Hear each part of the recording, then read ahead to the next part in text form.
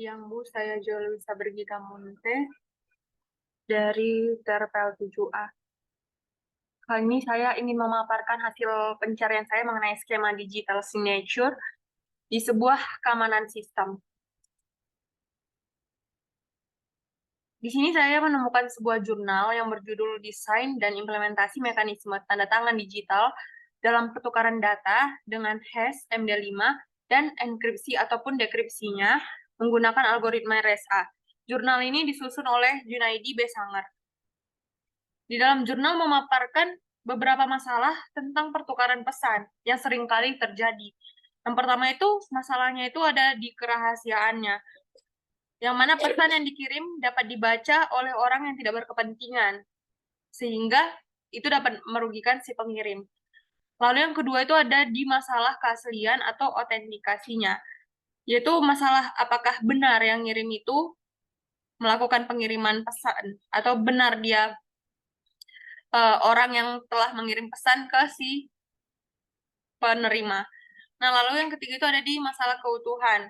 Apakah pesan yang dikirim oleh si pengirim tadi sudah dimodifikasi, ataupun pesan tersebut tetap adanya. Lalu yang terakhir itu ada di masalah non-repudiation, yang mana pesan yang sudah dikirim si pengirim tadi disangkal oleh si pengirim bahwa bukan dia yang mengirim. Lalu di dalam jurnal juga dituliskan bahwa fungsi hash itu nggak menjawab masalah kerahasiaan tersebut dalam pengiriman pesan. Oleh karena itu, si penulis mengkombinasikan fungsi hash MD5 tadi dengan RSA. Karena RSA itu adalah sebuah algoritma yang rumit, yang mana dia memiliki kunci publik, dan keamanannya itu terletak pada sulitnya memfaktorkan bilangan yang besar menjadi faktor-faktor prima. Nah, selanjutnya ada skema kriptografi menurut penulis. Jadi, di sini penulis memaparkan bahwa terdapat dua user, yaitu user A dan user B. Yang mana user A itu sebagai pengirim atau sender, dan user B itu sebagai penerima atau receiver. Ketika user A mengirim pesan, yang mana pesan itu adalah plain text, maka plain text-nya itu pesan tersebut akan dienkripsi. Sebelum mengenkripsi, terlebih dahulu membuat kunci atau melakukan ekspansi kunci, atau yang sering disebut dengan generate kunci. Nah, ketika sudah berhasil di generate kuncinya atau dibangkitkan, lalu dienkripsi. Setelah dienkripsi, masuklah pada ciphertext atau menghasilkan sebuah ciphertext. Ketika sudah dihasilkan ciphertext-nya, ini biasanya di dalam proses pengiriman dia sudah dalam bentuk ciphertext karena tadi sudah dienkripsi.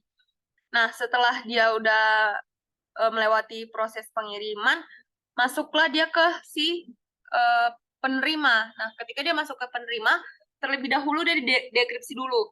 Ketika didekripsi, dia harus diekspansi lagi kuncinya atau di-generate lagi kuncinya. Ketika sudah selesai di-generate kuncinya, maka berhasillah didekripsi, kembalilah dia ke plain text.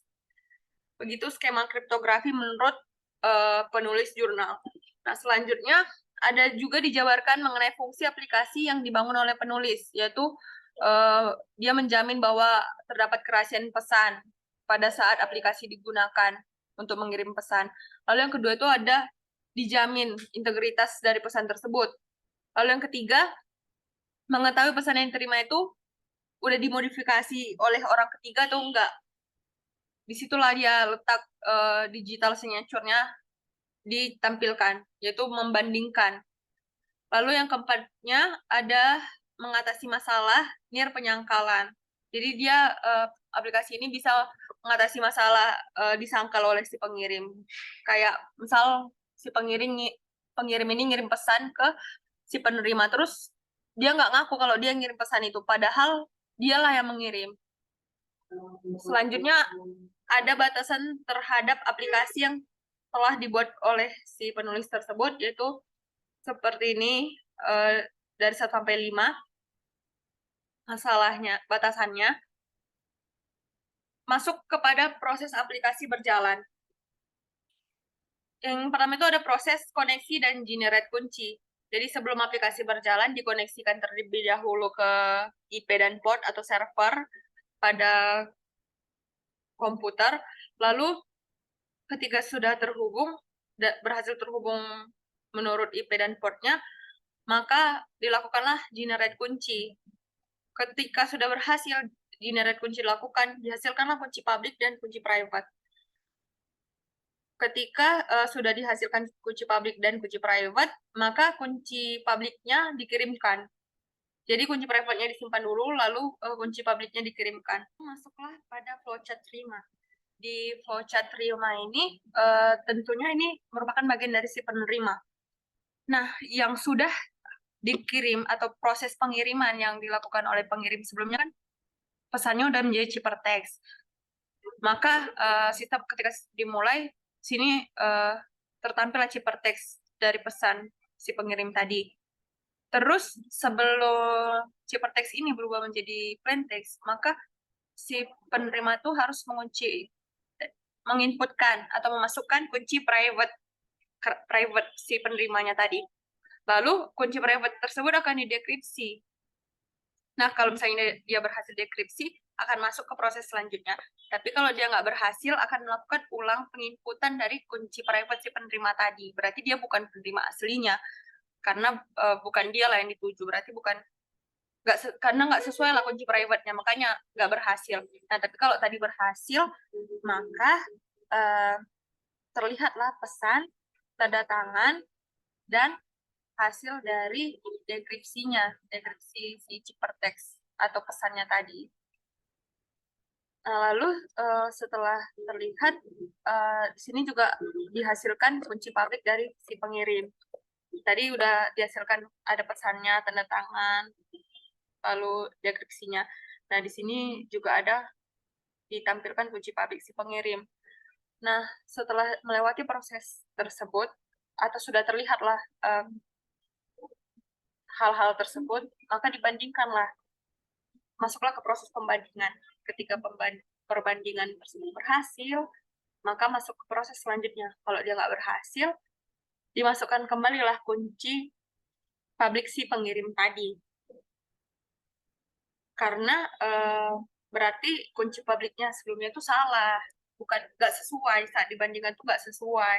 Makanya dia harus menginputkan kembali si kunci publik si pengirim tadi. Nah, kalau misalnya dia berhasil, hasil perbandingannya berhasil, dicek lagi nilai hash-nya itu sama atau enggak. Kalau misalnya nggak sama, berarti pesannya dimodifikasi. Tapi kalau misalnya sama, pesannya itu nggak dimodifikasi. Nah, setelah itu proses selesai, dia bakal ngulang lagi ke saat sistem dimulai. Selanjutnya masuk ke proses MD5 pada sistem.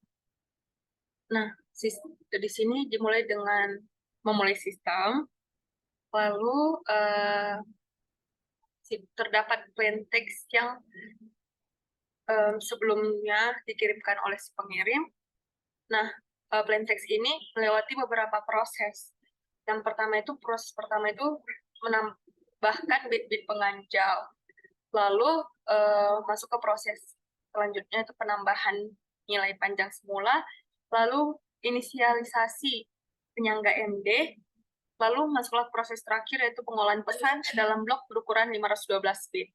Nah, dari proses-proses tersebut akan menghasilkan message digits. Lalu proses selesai. Message digits atau yang disingkat dengan MD. Lalu proses sistem selesai. Lalu ada juga flowchart proses pembangkitan kuncinya atau generate kuncinya. Di sini ekspansi kunci yang dilakukan berdasarkan algoritma RSA. Jadi kan kalau misalnya algoritma RSA itu dicari dulu P dan Q-nya. Yang tidak relatif prima satu sama lain. Jadi P tidak sama dengan Q. Nah, setelah udah dapat nih P dan Q-nya, atau udah ditentukan P dan Q-nya, maka dicarilah nilai N-nya, yaitu mencari nilai N, P dikali Q. Selanjutnya, lanjutlah ke proses berikutnya, yaitu proses bagaimana algoritma RSA seharusnya. yaitu melakukan mencari E dan N, lalu ketika E sama N-nya udah dapat, E dan N ini merupakan kunci publik dan kunci private-nya. Lalu kalau udah dapat, lanjut lagi ke mengalihkan E dikali D, lalu berikutnya yang merupakan proses dari algoritma RSA. Lalu yang berikutnya ada flowchart, yaitu proses melakukan enkripsi pesan. Ini proses enkripsi pesan si algoritma RSA tadi. Jadi di sini ada plain text yang dikirim si penerima, lalu plain text tersebut sebelum di-enkripsi, ditentukan dulu kunci enkripsinya, atau di-generate kuncinya, ataupun diekspansi. Karena algoritma RSA terlebih dahulu sebelum mengenkripsi kita ekspansi kuncinya. Nah, ekspansi kuncinya tadi di sini, di proses membangkitkan kunci. Nah, setelah itu, setelah sudah berhasil di ekspansi kuncinya, melakukan proses penghitungan enkripsi. Mengenkripsi pesan. Beginilah prosesnya. Lalu setelah selesai dienkripsi, maka akan menghasilkan ciphertext. Setelah semua proses selesai, maka berakhirlah proses enkripsi pesannya. Nah, selanjutnya, ketika pesannya tadi udah dienkripsi, tentunya waktu mau diterima oleh si penerima, harus didekripsi lagi biar kelihatan tuh pesannya itu apa. Nah, di saat proses dekripsinya ini, tentunya ada ciphertext yang sebelumnya berhasil dienkripsi. Lalu di sini juga ada kunci dari dekripsinya tadi. Ketika sudah melewati proses ini, sudah melewati proses ekspansi kunci, maksudnya kunci yang sudah diekspansi sebelumnya, masuklah ke proses dalam mendekripsi pesan algoritma RSA. Setelah sudah didekripsi, jadilah dia plain text, atau kembalilah dia ke pesan yang memang dituliskan oleh si pengirim. Nah, pesan ini nanti akan dilakukan perbandingan, apakah dia sama atau enggak. Seperti yang ada pada algoritma ini. Di flowchart terima, kalau misalnya dia nggak sama, berarti udah dimodifikasi. Tapi kalau misalnya dia sama, berarti nggak dimodifikasi. Nah, selanjutnya, ini implementasi untuk melakukan ekspansi kuncinya tadi. Nah, kalau di sini kita lihat, tadi kan di flowchartnya dibilang harus melakukan atau input IP dan port. Nah, di sini waktu ekspansi kunci juga di-input dulu IP sama portnya. Nah, kalau misalnya udah berhasil tersambung, dimasukkanlah kunci publik yang kita mau. Nah, ketika sudah dimasukkan kunci publiknya, maka bisa melihat kunci private-nya. Atau di sini juga bisa generate kunci secara otomatis. Tapi itu hanya berlaku kalau misalnya servernya udah tersambung. IP dan portnya itu udah sesuai tersambung, udah berhasil tersambung istilahnya. Di sini juga ada search code untuk melakukan ekspansi kunci. Seperti yang kita lihat di sini ada variabel P dan Q, yang mana P dan Q ini akan dicari relatif prima atau tidak sama dengan, maka akan dilakukan pengalian untuk mencari N-nya dan melanjutkan proses selanjutnya sesuai dengan algoritma RSA saat melakukan ekspansi kunci. Ini merupakan source code lanjutan dari yang sebelumnya. Sama source code untuk melakukan ekspansi kunci juga. Di sini ada implementasi sistem, yaitu fungsi untuk hash-nya. Terdapat source code function MD5, itu function untuk melakukan hash. Nah, di sini sistemnya, pada saat di sistemnya ini, nanti si pengirim melakukan input untuk kunci publiknya, lalu dia bakal menuliskan pesan di sini. Nah, yang dituliskannya di sini akan terlihat pada kolom ini. Ketika dia klik encrypt, maka akan terlihat nilai hash pesan atau MD5 yang sudah berdasarkan pesan yang dia input sebelumnya. Lalu ini dari source code-nya. Jadi dari source code ini akan menghasilkan hash MD5 yang akan tertampil di sini. Selanjutnya ada implementasi sistem untuk enkripsi pesan atau fungsi enkripsi pesannya. Di sini ada function untuk melakukan enkripsi pesan berdasarkan algoritma RSA-nya. Selanjutnya ini ada form terima. Pada form terima ini terdapat ciphertext yang mana ciphertext yang udah dikirimkan oleh si pengirim tadi akan tampil di sini, baru hasil dekripsinya otomatis juga akan tampil di sini.